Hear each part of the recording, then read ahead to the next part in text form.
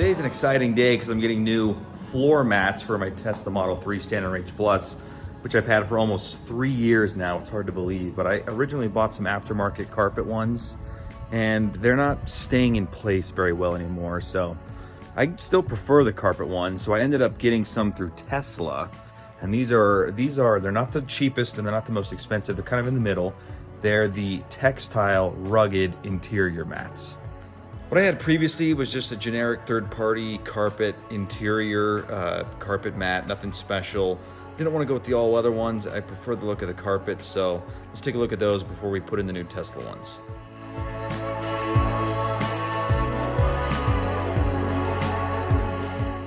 Here's what they look like now. Obviously they're a little dirty, but you can see this ruffle right here. It just doesn't stick great anymore, and that's really because this piece here, it just didn't last. So like, these were good.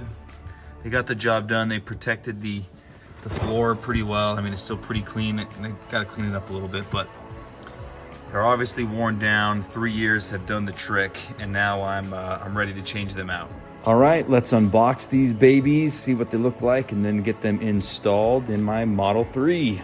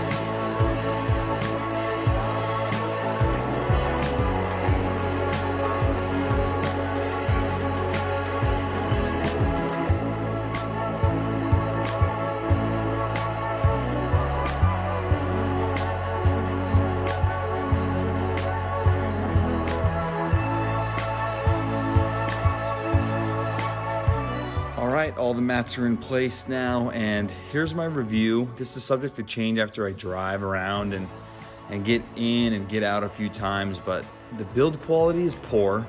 It's not very good. They definitely seem overpriced.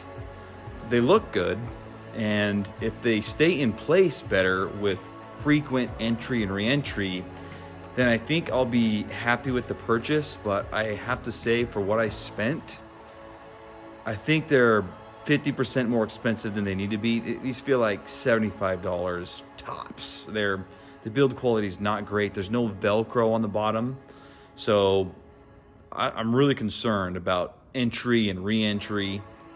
We'll see. So, I'm gonna drive it around for a couple days and then report back on how it is after a week. But just initial review on build quality and price it's not great, and that's a little disappointing.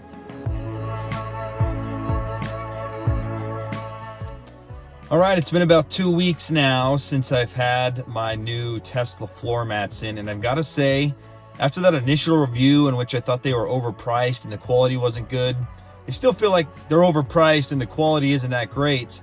But I've got to say, they've grown on me. I like the look, and what's impressed me the most is that the mats are staying in place without me having to add any Velcro or adhesive underneath the mat. So that's been really nice because it'll be really easy to get in and out, and it won't wear down the Velcro or stickiness. So that's been fantastic. I've really enjoyed that. Would I recommend it? It really depends. If you're like me and you just want something simple and relatively inexpensive, this is probably not a bad way to go. I don't think you can save much more money than this. And they fit perfectly because they're made by Tesla for the dimensions of this Model 3.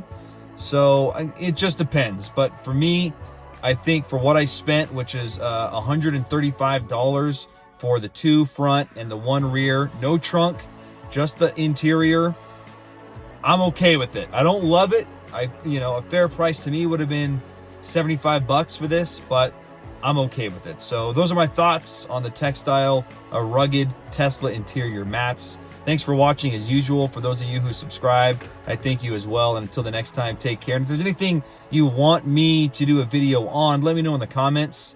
Have a great week. Have a great weekend wherever you're watching, and take care.